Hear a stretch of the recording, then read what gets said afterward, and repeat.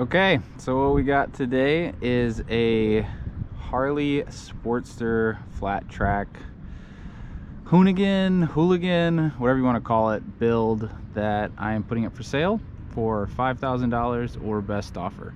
So I bought this from an employee out at S&S in Viroqua who had just done a bunch of work on it. I bought it over quarantine as my project to keep me sane during the quarantine, but now I bought a house, so I need to sell this thing. So here we go, taking a look at the bike. As you can see, it has a chain conversion from Tracker Die. It's got some pretty trick Tracker Die parts here, case cover.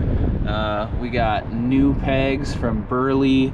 We obviously have the two flat track S&S exhausts, which I will let you know how that sounds briefly. You can see the wheels are powder coated, and then powder coated black.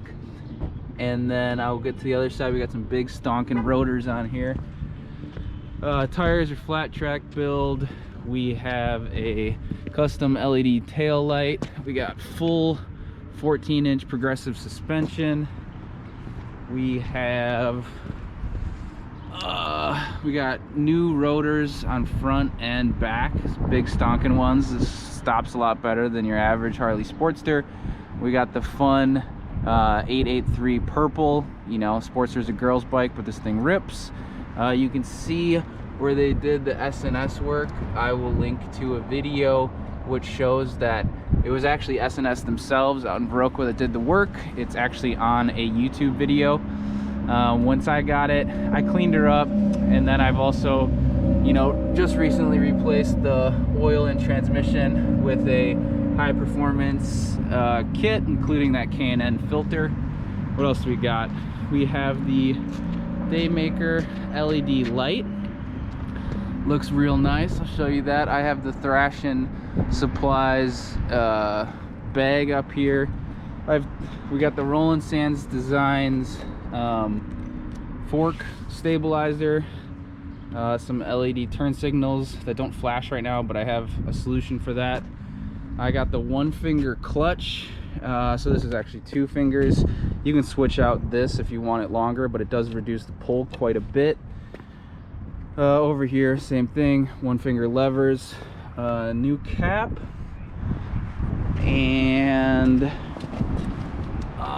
we obviously got that stealth breather. So here's the bike. She is wonderful. She rides a lot better than your average Sportster. I forgot to mention there is progressive dampeners and springs in the front as well, and then obviously in the back we have those big 14-inch piggyback shocks. The brakes are all done, so she handles and brakes way better than a Harley has any business doing. The cons are there is currently no speedometer and there is no rear turn signals. So this was part of my project. If I was going to keep it street legal, you're going to have to get that sorted, but it's not the end of the world, obviously. Otherwise, she's not the cleanest bike. Whoever had her first had her in the garage, but she rides great.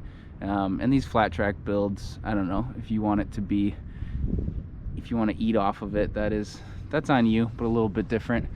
Not exactly what it's going for. So we're gonna be asking $5K for this. Let me know. Let's start her up for you. She's not dead cold. I actually just took her out of winter storage, started right up. You can see, you know, I can still feel this. She's not super hot, but I'm not even gonna choke it to start. You can see that nice chain conversion. So let's give her a rip so you can hear her.